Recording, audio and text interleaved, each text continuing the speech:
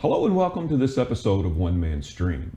Today we're going to do something a little bit different. We're going to circle back to the beginning and discuss vMix for the absolute beginner. So you've heard some amazing things about vMix software from a friend, neighbor, coworker, or possibly from an online forum, and you want to try it out for yourself. You download a free trial version from the vMix website, and now you're ready to run it through its paces. Now what? Where do you start? How does it work? And what does this button right here do? Today we will answer these questions and much more. I'm going to show you 15 amazing vMix tips. Each tip a part of the program I wish I had known when I first started using vMix. We will start with the initial setup of your vMix settings, like configuring your overlay channels, activating NDI features, choosing your output, and how to use Fullscreen Mode. We'll also show you how to monitor your production stat, like whether or not you're dropping frames. Discover the Hamburger Menu and all the items that it has to offer. And then we'll look into the web controller, GT title designer, and step one for any production, how to add inputs to your production. Also, we'll uncover some hidden secrets and have some fun along the way. vMix for the absolute beginner, today's topic on One Man Stream. Let's go ahead and get started. We're going to start off with configuring your overlay channels. And let's go to this right here. And your overlay channels, it says it right down here, it says overlay. So we're going to go ahead and we're going to click on this button right here. And it brings in this information. And depending on which version of vMix you have, I believe that has a bearing on how many overlay channels you have. But in my particular instance, I have 4. And it says right here number, and you can see when I hit the drop down menu I have number 1 through 4 for the overlay channels, and you can also set up your stingers this way. So overlay channel 1, I have that type. You can set it up for full screen or picture in picture. I have mine set up on full screen. The effect I use for overlay 1 is slide, so let's go ahead and see what that looks like. And you can see where it slides in and it stays. So let's go ahead and look at overlay number 2. Click on overlay number 2. Same thing, full screen. This is slide reverse, so it's going to come from the other side. Let's go to overlay channel 3. Overlay channel 3, I have, again, full screen. I have it cut direct. And let's look how I've got overlay 4 set up. Overlay 4 I have set up for the fade effect. Again, a very quick effect duration, and we keep it duration of 0 because I don't want it to come back out. The next thing we're going to do is activating your NDI, and that's under settings. You can do it 2 different ways. You can click the drop down menu and it's going to list them for you, or you can just click on the setting button. It takes a second because it's gathering a lot of information, and it brings in this interface, and it brings in the same titles that come in through the drop down menu. So what we're going to select here is outputs, NDI, and SRT. And I believe they start off as NDI off, but I want my NDI on, so I click them and I make sure they turn green.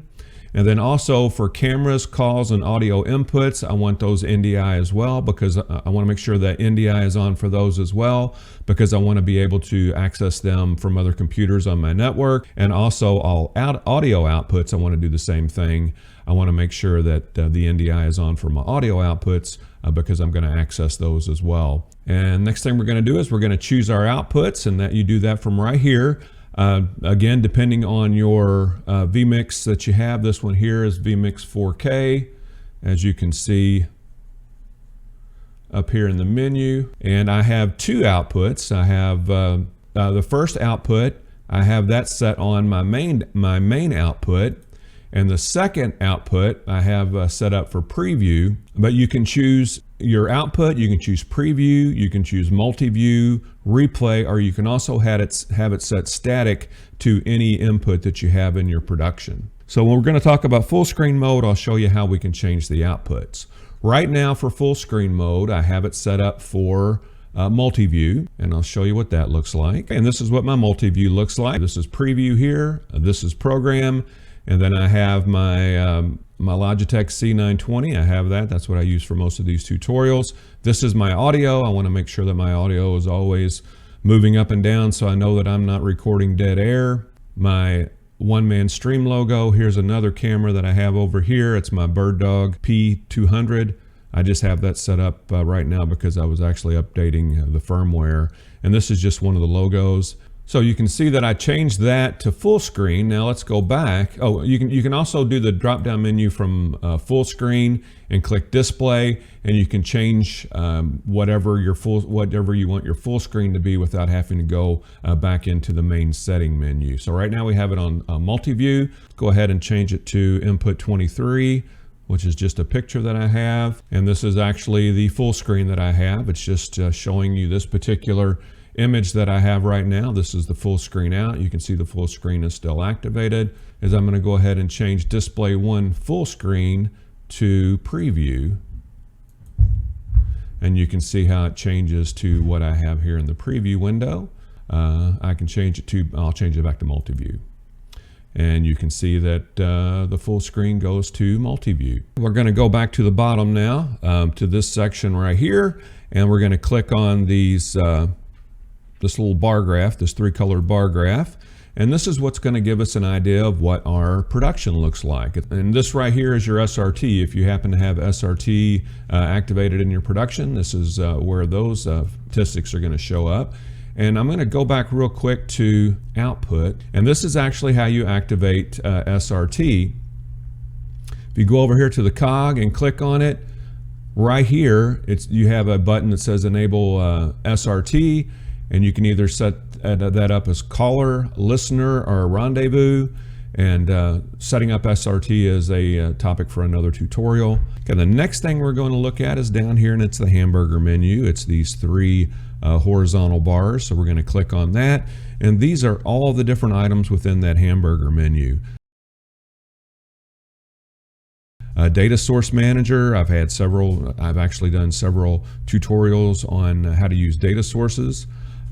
Triggers manager, I use triggers, but not a whole lot. vMix social. vMix social is a way that you can bring in social media comments during your production. Let's click on it. You can bring it in through Twitter, Facebook, Twitch, YouTube, and IRC. Okay, back to the hamburger menu. We have GT Title Designer, and this is the GT Title Designer interface. So this is just an example of GT Title Designer with my boxing fighter lower third with images. And then the original Title Designer, it's referred to here as Legacy Title Designer. It's also in the hamburger menu. This is actually what I grew up using.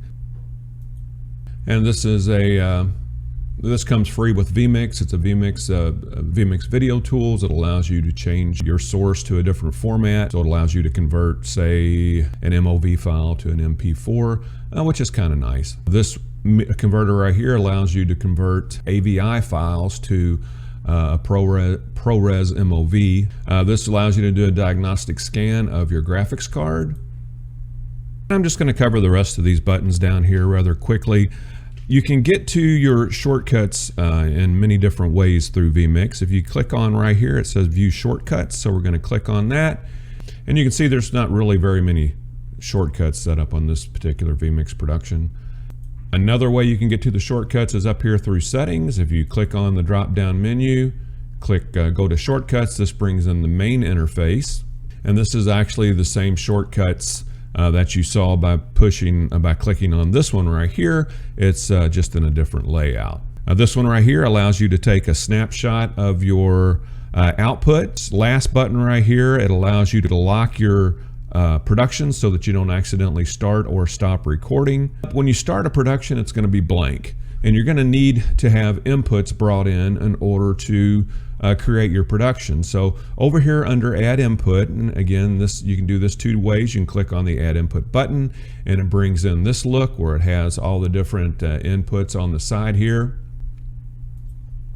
Or you can click the drop-down menu if you know exactly what you want to bring in. So I'm going to click on Add Input, and then I'm going to click on Title. And this brings in all the different titles you can see on these tabs right here. And what I'm looking for is a lower third. And we're going to add that to the production. We're going to click OK. And then we're going to display it in our production. So we're going to hit Overlay Channel 3. And it's going to bring it in. And it brings in this right here where it says Headline and Description.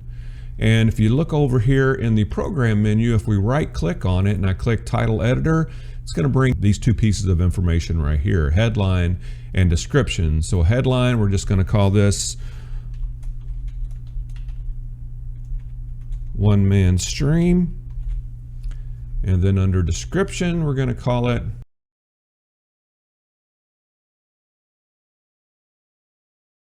So I'm going to go back over here, and actually I can do it in two different places. I can do it from the input itself, or I can do it right here from this main bar right here in the middle between preview and program. And if I click the 3, it's going to go away. And if I click it again, it's going to come back.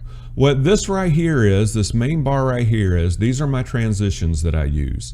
Let's bring something else into. So if I want to do a cut, it cuts it to a different camera. I'll go back. If I want to do a merge, it does a slow merge between the two camera inputs. I can slide it. I can wipe it. I can do a cube zoom. And you can set all these up based on your preference. If you hit the drop-down menu to the side, these are all of your choices. The quick play and the cut, that pretty much stays there. This is fade to black for us. And then these are our 4 overlay channels: overlay channel 1, overlay channel 2, overlay channel 3, and overlay channel 4.